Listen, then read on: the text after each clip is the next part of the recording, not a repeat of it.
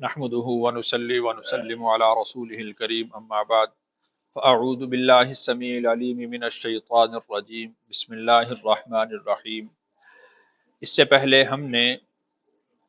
اولاد کے اور والدین کے متعلق جو وراثت میں حصہ ہے اس کو پڑھا تھا۔ ان آیات میں اللہ تعالیٰ نے جو رشتہ ازدواج سے متعلق ہے میاں بیوی کا حصہ اس کی تفصیل بیان فرمائی ہے۔ اس سے پہلے اللہ تعالیٰ نے والدین کے حصے کو اور اولاد کے حصے کو بیان کیا تھا، تو دیکھیے کہ اللہ تعالیٰ نے اس کے ساتھ آخر میں یہ بات ارشاد فرمائی کہ تمہارے والدین سے تمہیں زیادہ نفع پہنچے گا یا تمہاری اولاد سے تمہیں زیادہ نفع پہنچے گا، اس بارے میں تمہیں کچھ پکی خبر نہیں ہے۔ تو اس وجہ سے اللہ نے جو حصے مقرر کیے ہیں تم انہی احکامات پر عمل کرو، یعنی اگر یہ بات تمہارے سپرد کی جاتی تو تم اس میں غلطی کر بیٹھتے، کبھی تم یہ کہتے کہ والدین کو زیادہ حصہ دو، کبھی تم یہ کہتے کہ اولاد کو زیادہ حصہ دو، تو لہذا تمہیں اس بات کا علم نہیں ہے کہ تمہیں زیادہ نفع کس سے ملنے والا ہے، تو جو احکام شریعت ہیں تم ان کے مطابق عمل کرو، اس کو اللہ تعالیٰ نے یہاں پر بیان فرمایا۔ اور اس کے بعد میاں بیوی کے جو وراثت میں حصہ ہوتا ہے ایک دوسرے کی وراثت میں، اس کو اللہ تعالیٰ نے ذرا تفصیل کے ساتھ بیان فرمایا ہے۔ ترجمہ دیکھیے، آباؤکم تمہارے والدین، و ابناؤکم اور تمہارے بیٹے، لا تدرون تم نہیں جانتے، ایہم اقرب لکم نفعا کون تمہارے لیے زیادہ نفع مند ہے، فریضتاً یہ فرض کیا گیا ہے، من اللہ اللہ کی طرف سے، ان اللہ بے شک اللہ کان علیما حکیما ہیں علم والے حکمت والے۔ تو جو اللہ کا علم کہتا ہے وہ حتمی اور یقینی ہے، اور اللہ تعالی حکیم بھی ہیں، اور حکمت کے مطابق جو حصہ جس کے لیے مقرر کیا ہے وہی حق ہے، وہی درست ہے۔ آگے اللہ نے ارشاد فرمایا میاں بیوی کے وراثت میں حصے کو، لیکن اس میں پہلے شوہر کے حصے کو بیان کیا ہے، بیوی کے حصے کو بعد میں بیان کیا، اس لیے کہ اگر بالفرض خدا نخواستہ کسی کی بیوی فوت ہو جاتی ہے تو اس کی میراث، اس کی زمین، اس کی جائیداد، وہ چونکہ اس کے میکے میں ہوتی ہے، یہ داماد ہوتا ہے، یہ گھر سے باہر کا فرد سمجھا جاتا ہے، تو اس وجہ سے اس کا طلب کرنا یا اس کا مانگنا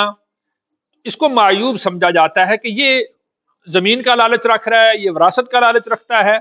تو اللہ تعالیٰ نے اس وجہ سے پہلے شوہر کے حصے کو بیان کیا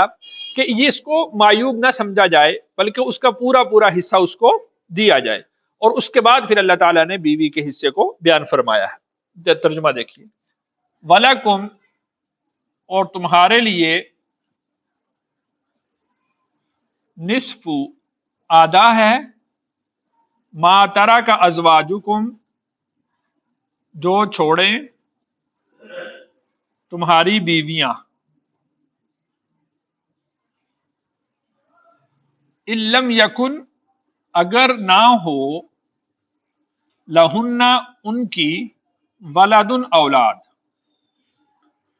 فإن کان پھر اگر ہو، لہن ان کی، ولد اولاد، فلکم الربع پھر تمہارے لیے چوتھائی ہے،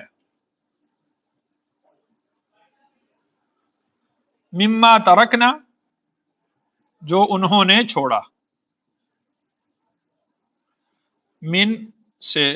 بعدی بعد، وصیت وصیت کے، یوصین بہا جو انہوں نے کی، او دین یا قرض۔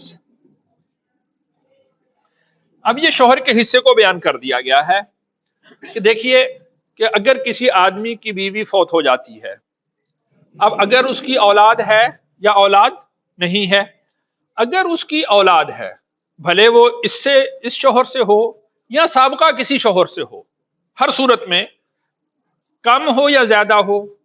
مرد ہو یا عورت، یعنی بیٹے ہو یا بیٹیاں، کچھ بھی ہو، اگر اس کی اولاد ہوگی، چاہے اس سے ہے، چاہے سابقہ شوہر سے، چاہے بیٹے ہیں، چاہے بیٹیاں ہیں، یا چاہے بیٹے اور بیٹیاں کچھ بھی ہیں، کم ہے یا زیادہ، ایک ہے یا ایک سے زیادہ، ہر صورت میں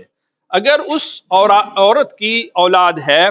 تو اس کے شوہر کو اس میں پھر چوتھا حصہ ملے گا۔ اگر بالکل کوئی اولاد نہیں ہے، نہ اس سے، نہ سابقہ شوہر سے، نہ مرد نہ عورت، کوئی اس کی اولاد نہیں ہے، تو پھر اس کے شوہر کو اپنی بیوی کی میراث میں سے آدھا حصہ ملے گا۔ تو اس کو اللہ تعالیٰ نے یہاں پر بیان فرما دیا، اور آگے ارشاد فرمایا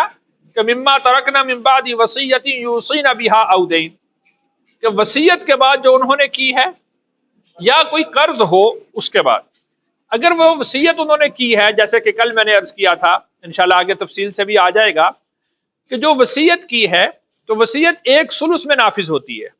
یعنی اگر کوئی خاتون مرتے ہوئے یہ کہہ دے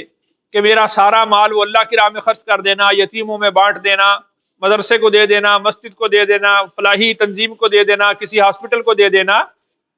اگر وہ وصیت کرتی ہے تو ایک ثلث میں اس کی وصیت نافذ ہوتی ہے، یعنی سب سے پہلے قرض ادا کیا جائے گا، قرض کی ادائیگی کے بعد جو مال بچے گا اس میں سے اس کی وصیت دیکھی جائے گی، وصیت نافذ ہوگی، اس کے بعد جو مال بچے گا اس میں سے آدھا شوہر کو مل جائے گا یا چوتھائی حصہ شوہر کو ملے گا۔ اب جو باقی مال ہوگا، اب یا تو اس کی اولاد ہوگی یا اس کے والدین ہوں گے،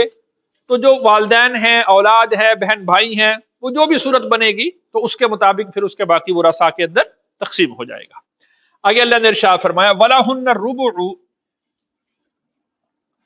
اور ان کے لیے ہے چوتھائی، مما ترکتم، جو تم نے چھوڑا، ان لم یکن، اگر نہ ہو، لکم ولد، تمہاری اولاد، فَإِنْ كَانَ، پھر اگر ہو، لکم ولد، تمہاری اولاد، فَلَهُنَّ الثُّمُنُ، تو ان کے لیے آٹھواں حصہ ہے، مما ترکتم،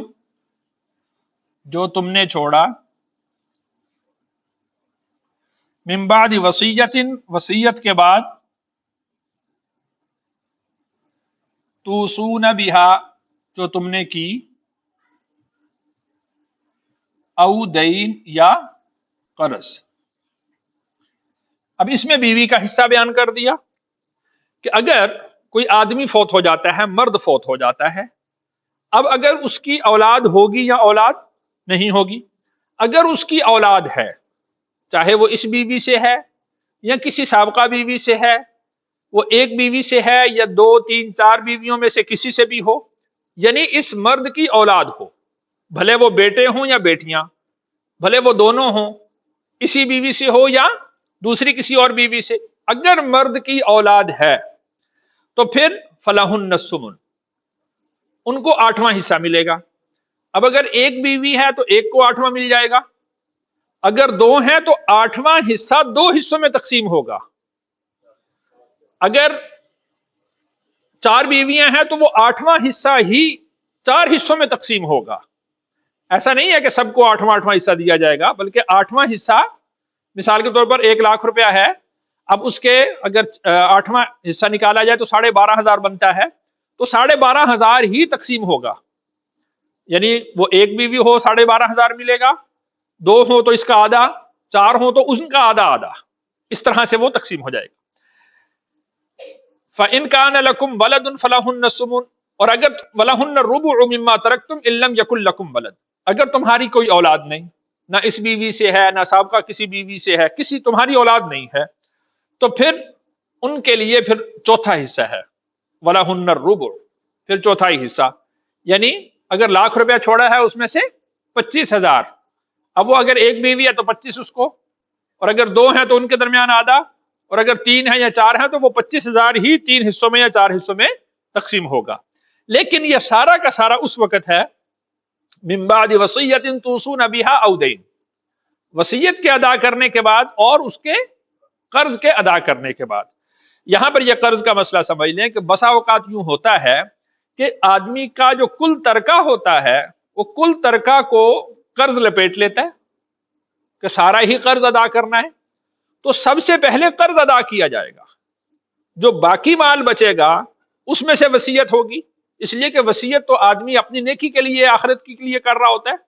کہ چلو بھائی میں مر جاؤں گا، کوئی میں نلکا لگوا دیتا ہوں، لوگ پانی پیئیں گے ثواب ملے گا۔ تو پہلے جو فرض ہے قرض کی ادائیگی اس کو پورا کیا جائے گا، اور اس کے بعد پھر اس کی وصیت ہوگی، یہ نیکی ہے، اور اس کے بعد جو بچے گا پھر اس کی بیویوں کو ملے گا، اور پھر جو باقی مال ہوگا وہ اس کی اولاد کے درمیان، اس کے والدین کے درمیان، اور اگر اس کے بہن بھائی ہوں تو جس طرح حسب حصہ، حسب وہ سب کو ان کا اس کے مطابق ملے گا۔ تو یہاں آپ دیکھ لیں کہ جہاں پر بھی اللہ تعالیٰ نے وصیت کے وراثت کے احکامات کو بیان فرمایا ہے تو دو چیزوں کو بار بار اللہ نے بیان فرمایا،